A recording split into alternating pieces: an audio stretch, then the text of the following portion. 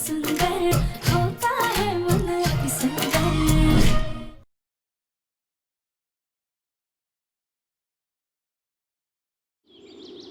माँ, आपकी तबीयत अभी तक पूरी तरह से ठीक नहीं हुई है। अच्छा हुआ वो तो मैंने देख लिया आपको, अगर नहीं देखता तो, अगर आपको कुछ हो जाता तो, आप गिर जाती तो, आपको चोट लग जाती तो। हाँ, आपको ये झाड़ू वाड़ू मारने की कोई जरूरत नहीं है। राधिका कहाँ है? बेटा, राधिका अभी तक मंदिर से घर नहीं आई है। अभी तक मंदिर में? ऐसी कैसी पूजा में मग्न है वो कि घर का कोई ख्याल ही नहीं है उसको। फोन करता हूँ मैं अभी। मुन्ना, रहने देना बेटा, हो सकता है भजन कीर्तन में उसका ध्यान लग गया होगा। कोई बात नहीं, हम ठीक हैं। नहीं माँ, राधिका ने खुद मुझसे कहा था कि वो आपका ख्याल रखेगी और मैं काम पे ध्यान दूं। और अब वो घर पे घंटों तक नहीं है तो फिर आपका ख्याल कौन रखेगा? अब आएगी इस गोलमुखी की शामत।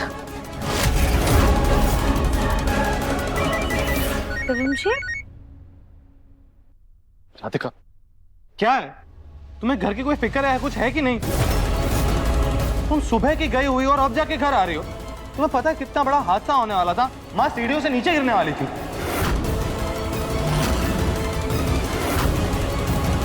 माँ जी, क्या हो गया था? आप ऐसे सीढ़ियों से कैसे गिरने वाली थी? अगर घर पे रहोगी राधिका तो तुम्हें पता चलेगा ना। अरे मुन्ना, जाने देना बेटा, इन सब में राधिका की क्या ही गलती है। क्या जाने दे माँ, ये लापरवाही है इसकी। इसने कहा था ना कि आपका ख्याल रखेगी, आपकी जिम्मेदारी उठाएगी, तो आपका ख्याल रखना चाहिए था। ऐसे घंटों घंटों तक घर के बाहर रहेगी तो कैसे चलेगा? आपको इसकी जरूरत थी और ये आपके साथ नहीं थी। ये तुमने बहुत गलत किया राधिका।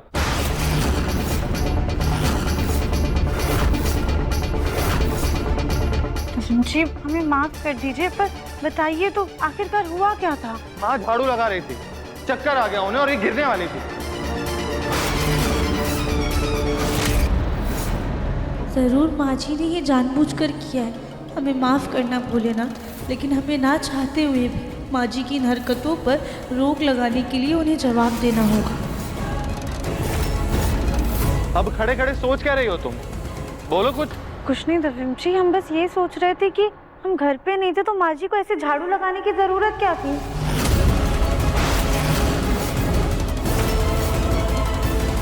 अब मुन्ना, जाने देना बेटा, क्यों बात का बतंगड़ बना रहा है? हमने तुझसे कहा ना कि काम वाली रजनी आज काम करने नहीं आई है घर पर। घर गंदा था तो बस हम झाड़ू लगाने लग गए, इसमें कौन सी बड़ी बात है? तो माँ जी, आप कल ही भाभी से कह देती या फिर हमारा इंतजार कर लेती, हम तो घर आ ही रहे थे। ऐसी हालत में आपको काम करने की क्या जरूरत थी, वो भी ऐसे सीढ़ियों पे? घर में दो दो बहुएं हैं माँ जी, अगर आपको घर इतना ही गंदा लग रहा था तो किसी से भी कह देती, ये तो आपका हक है ना।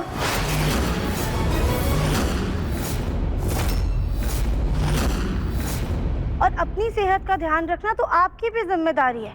माँ जी, ऐसे हालात में आप ऐसे काम नहीं कर सकती हैं, अभी तक आप ठीक नहीं हुई हैं ना। हाँ, राधिका सही कह रही है। अगर तबीयत आपकी खराब है तो सबसे ज्यादा तो ख्याल आपको रखना पड़ेगा ना अपने आप का।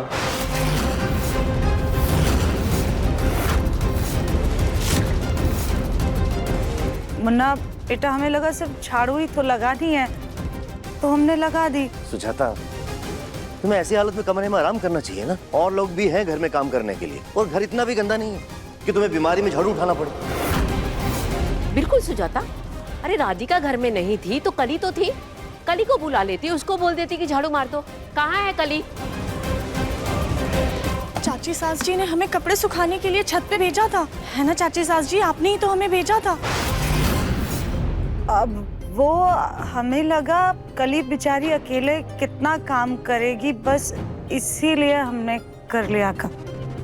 अगर दोनों बहुएं बिजी हैं तो आपके बेटे तो हैं ना, आप मुझको बोल देती या गोलू भैया को बोल देती, हम लोग मदद कर देते आपकी। लेकिन आपकी तबीयत खराब है, आप जानती हैं, तो फिर ऐसे झाड़ू लगाना आपकी गलती है, आपको नहीं करना चाहिए।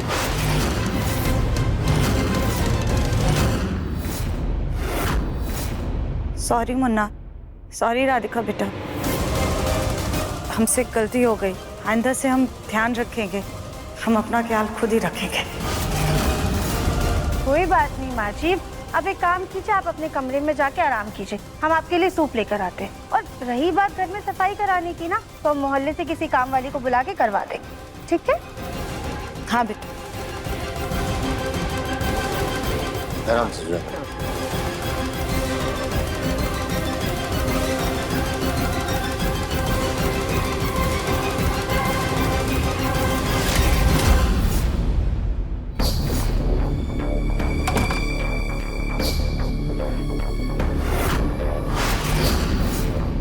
तुम घर पे नहीं थे तो माँ जी को ऐसे झाड़ू लगाने की जरूरत क्या थी?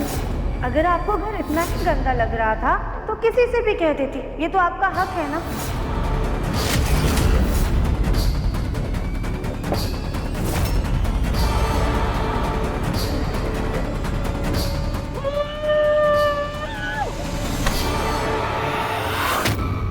की जैसी आवाज निकालने वाली राधिका शेर की तरह दहाड़ने कैसे लग गई? हमारी एक ऊंची आवाज सुनकर थर-थर कांप जाने वाली राधिका आज कैंची की तरह जुबान कैसे चलाने लगी?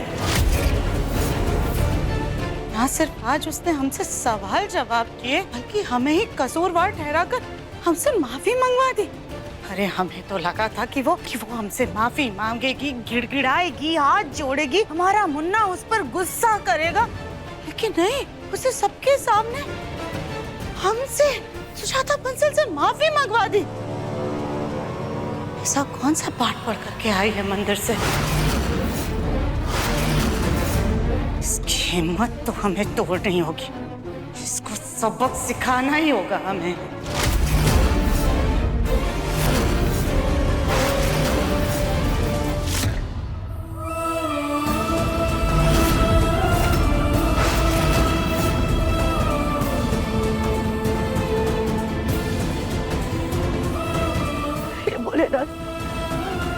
आज हमने पहली बार अपनी माँ जी को जवाब दिया है। बदतमीजी की सजा आज हम अपने आप को दे रहे हैं। हमने कभी नहीं सोचा था कि जिस माँ जी को हमने अपनी माँ से बढ़कर माना, उनके सामने आज हमें ऐसे खड़ा होना पड़ेगा। हमने हर कोशिश की कि किसी तरह से, प्यार से, सेवा से, सम्मान से उनका दिल जीत सके, लेकिन हमारे प्यार को वो हमेशा हमारी कमजोरी समझती रही।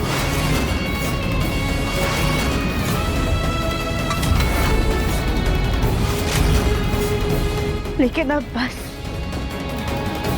हम अपने परिवार को अपनी आंखों के सामने बिखरता हुआ नहीं देख सकते, अपने रिश्तों को गलतफहमी में डूबता हुआ नहीं देख सकते हैं। अभी तक चुप थे, चूंकि आदर करते थे, लेकिन अब हमें लड़ना पड़ेगा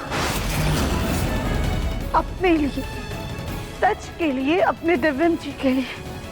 हे भोलेनाथ, अगर हम गलत हैं तो दर्द हमें भी मिले, लेकिन अगर सच हमारे साथ है तो हमें इतनी शक्ति दीजिए कि बाजी को उनकी गलती का एहसास हो, उनका मन बदले और वो हमें अपना ले, ताकि हम सब छल कपट से परे, विश्वास से भरे एक परिवार की तरह रह सके।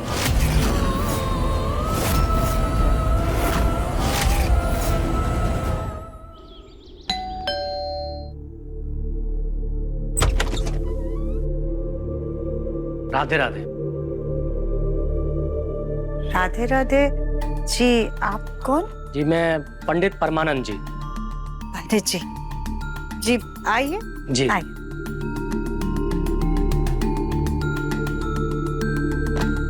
राधे राधे पंडित जी। राधे राधे। राधे राधे पंडित जी। सुजाता, ये माँ जी, ये पंडित परमानंद जी हैं। अच्छा अच्छा, तुमने बुलाया है? हमने?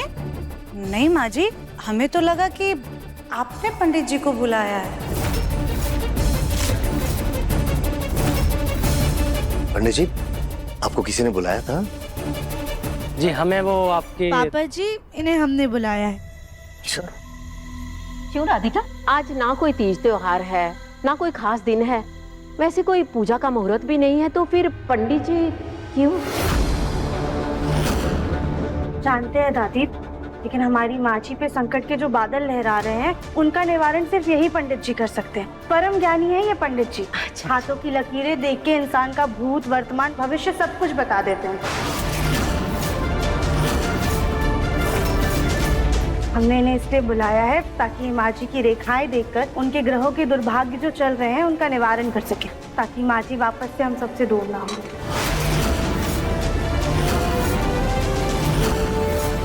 अगर ये सब माँ के लिए तो फिर मुझे कोई दिक्कत नहीं पंडित जी। हाँ राधिका, ये तुमने बहुत अच्छा किया। वैसे भी आए दिन कुछ ना कुछ सुजाता के साथ होता ही रहता है, पता तो चले क्या दोष है। आइए पंडित जी बैठिए। हाँ प्लीज आइए बैठिए। सुजाता आओ, बैठकर पंडित जी को अपना हाथ दिखाओ। आओ बैठो बैठो। हमारी चाल से पहले ही ये राधिका अपनी कोई ना कोई चाल चलकर हमें मुश्किल में डाल देती है। अब क्या नया नाटक है ये इसका।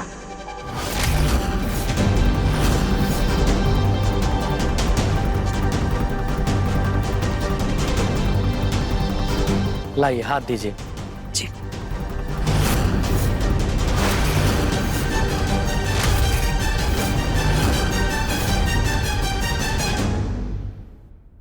हे राम, नहीं नहीं नहीं, ऐसा नहीं हो सकता। क्या क्या हुआ पंडित जी? हमें आपकी बहू ने बताया कि ये हाल ही में मौत से लड़कर लौटी हैं। हाँ? मगर लेकिन इनकी रेखाओं में ऐसी मुसीबत का कोई भी अंश नहीं है, ना पूर्व में ना अभी। इनकी जीवन रेखाएं तो एकदम सुधरी हुई और सफल है।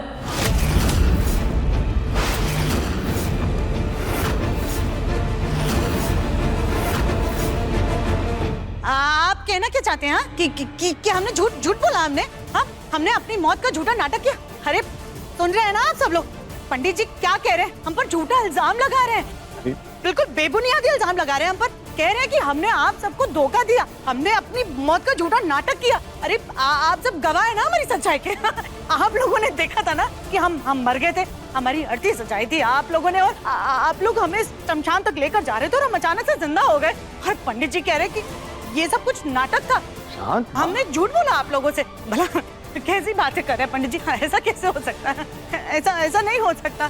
कुछ भी बोल रहे हैं पंडित जी, कुछ भी। माँ जी ये लीजिए, आप गोंद कतीरा का पानी पीजिए और अपने गुस्से को शांत कीजिए। इसे पीने से ना आपको ठंडक मिलेगी दिमाग में और आपका गुस्सा और बौखलाहटपन भी शांत हो जाएगा।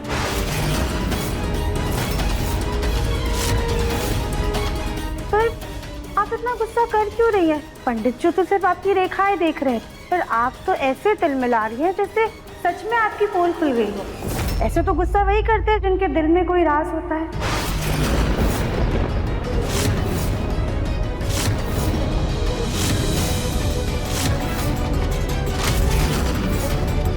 नहीं, ऐसा थोड़ी है, ऐसी कोई बात ही नहीं है। कुछ भी हम कहाँ गुस्सा हो रहे हैं? हम गुस्सा थोड़ी हो रहे हैं। हाँ ये लीजिए।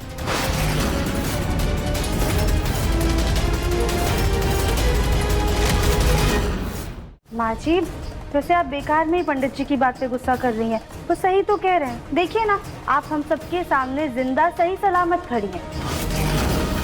आपकी रेखाएं देखकर पंडित जी भी तो यही कहना चाह रहे थे।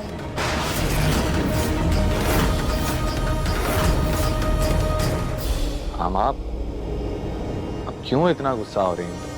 पी लीजिए पानी। हाँ। चलिए।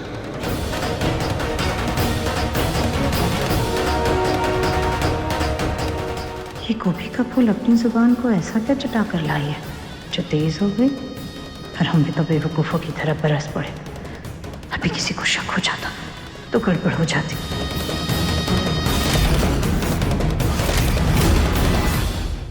पंडित जी पहले जो विपत्ति थी वो तो चली गई, पर आगे तो सब कुछ ठीक रहेगा ना? आगे तो माँ जी पे कोई विपत्ति नहीं आने वाली है ना? हमें इनकी बहुत चिंता रहती है।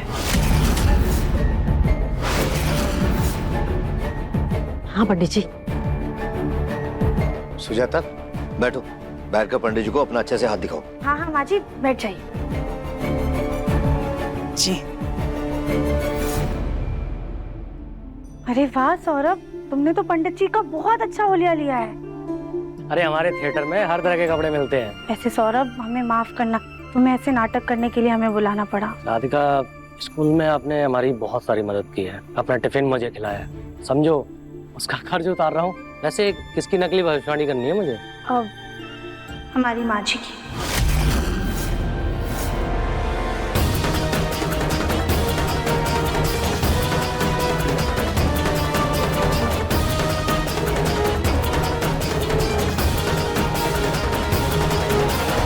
हाथ लाइए।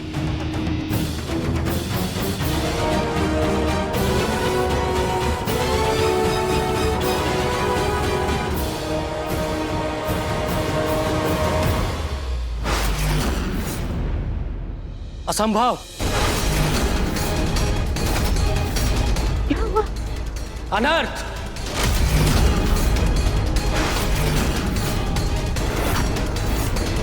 क्या हुआ पंडित जी? हमें आने वाले दिनों में बहुत बड़ी विपत्ति दिखाई दे रही है।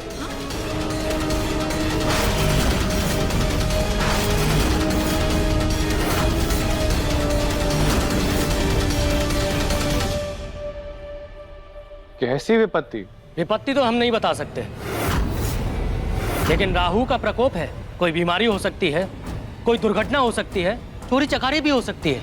लेकिन एक बात तय है, केवल और केवल आपकी माताजी पर आएगा।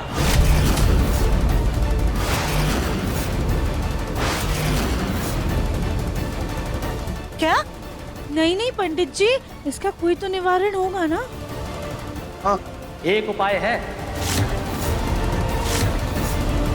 कल सुबह आपकी माताजी को नंगे पैर जंगल के बीचों बीच जाकर वहां सबसे पुराने बरगद के पेड़ के नीचे दीपक जलाना होगा।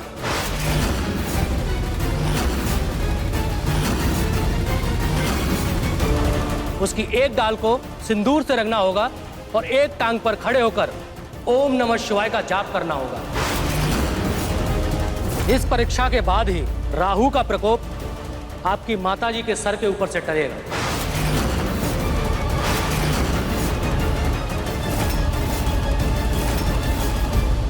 ये कैसी बातें कर रहे हैं आप? जंगल के बीचों बीच बरगद का पेड़ कहां से मिलेगा? ये क्या बकवास है?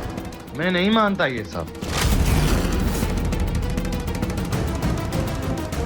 नहीं दिव्यम जी, ये बकवास नहीं है। हमने भी सुना है, इस पेड़ की बहुत ज्यादा मान्यता है। हो सकता है माँ जी इतनी कठिन परीक्षा से बचने के लिए अपना सच खुद ही बता दे। हमारा मुन्ना हमें ये परीक्षा हरगिज़ नहीं करने देगा।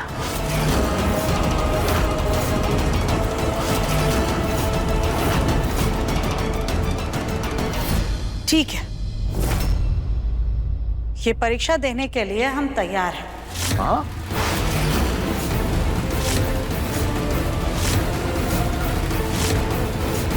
ठीक है, तो फिर हम भी चलते हैं। राधे राधे। राधे राधे पंडित जी। राधे राधे। राधे राधे राधे। राधे।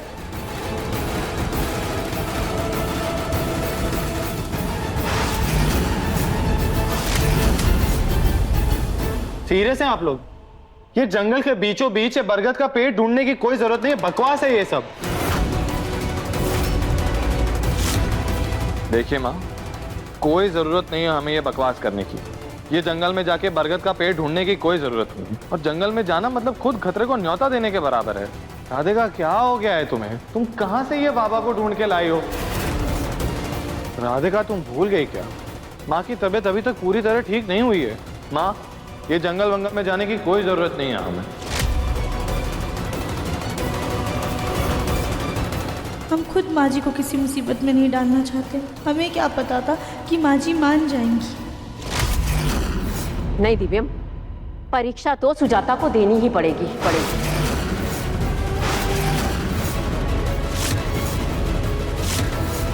मुझे तो ये पंडित जी कोई ऐसे वैसे नहीं, बड़े पहुंचे हुए परम ज्ञानी पंडित लगे। मान लो कल को सुजाता ने ये परीक्षा नहीं दी तो आने वाले कल को कोई अनहोनी हुई तो पछतावे के अलावा हमारे पास कुछ नहीं बचेगा। माँ जी भी ना कभी कभी पक्की सास बन जाती हैं। हाँ दिव्यम, तुम भूल गए, राधिका ने इस घर की सुख शांति के लिए कितनी बड़ी बड़ी परीक्षाएं दी हैं, और उन परीक्षाओं के लिए सुजाता ने ही राधिका को जोर दिया था। भूल गए तुम?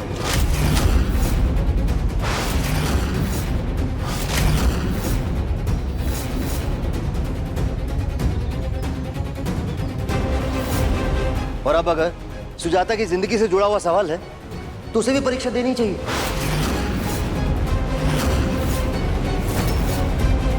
मुन्ना के पापा हमारे पति हैं या दुश्मन? जब देखो तब हमें मुसीबत में डालते रहते हैं। मुझे कुछ समझ नहीं आ रहा है। माँ ऐसे कैसे अकेले जा सकती हैं जंगल में? मुन्ना बेटा तू परेशान मत हो, हम बिल्कुल ठीक है। नहीं माँ, आप अकेले जंगल नहीं जाएंगी, मैं आपके साथ जंगल चलूंगा।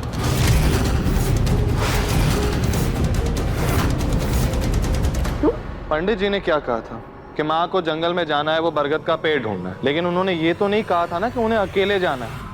तो मैं जाऊंगा उनके साथ। लेकिन दिव्यम तेरी चिंता सही है, लेकिन कल वो सिंगापुर वाले वो क्लाइंट। सिंगापुर वाला क्लाइंट जो भी है उसे छोड़िए अभी के लिए गुरु भैया। मेरी माँ जंगल में जा रही है तो मैं उनके साथ जाऊंगा, बात खत्म। हम तो माँ जी को भी भेजना नहीं चाहते थे, पर अब तो दिव्यम जी भी जाने के लिए तैयार हो गए। हे भगवान, अब क्या करें?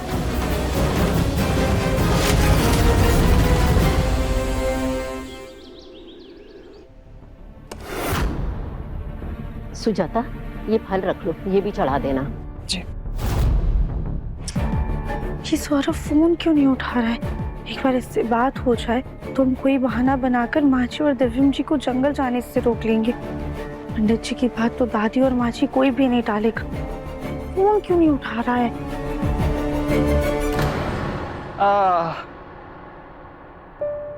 क्या हुआ? क्या हुआ बेटा? दिव्यम जी क्या हुआ आपको? आप ठीक है ना? पता नहीं, अचानक से बहुत ही पेट दर्द कर रहा है और एसिडिटी जैसा लग रहा है। देखो जो चीला खाया था ना, ठीक नहीं था। बेटा ऐसे में तुम सुजाता के साथ कैसे जाओगे जंगल में? कोई बात नहीं माँ जी, इस वक्त हमारे मुन्ना को आराम की जरूरत है, उसे आराम करने देते हैं, हम अकेले चले जाएंगे। नहीं माँ, आप अकेले नहीं जाएंगी, मैं आऊंगा आपके साथ, बस बात खत्म हो गई। नहीं मुन्ना, तू आराम कर बेटा, तुझे आराम की जरूरत है। कोई बात नहीं, हमारे साथ राधिका चली जाएगी।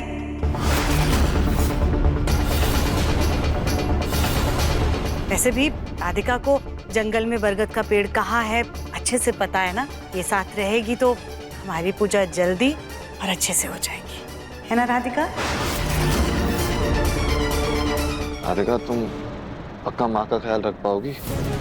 सौरभ फोन नहीं उठा रहा, और ऐसी हालत में हम दिव्यम जी को भेज नहीं सकते।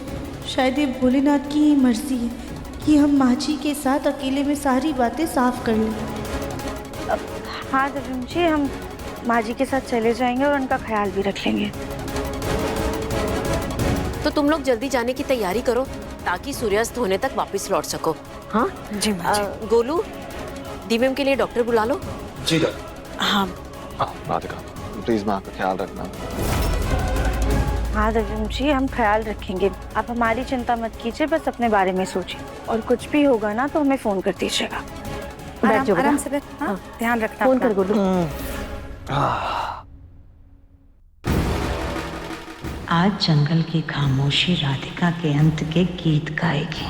जैसे ही सूरज डूबेगा, राधिका की जिंदगी भी अंधेरे में समा जाएगी।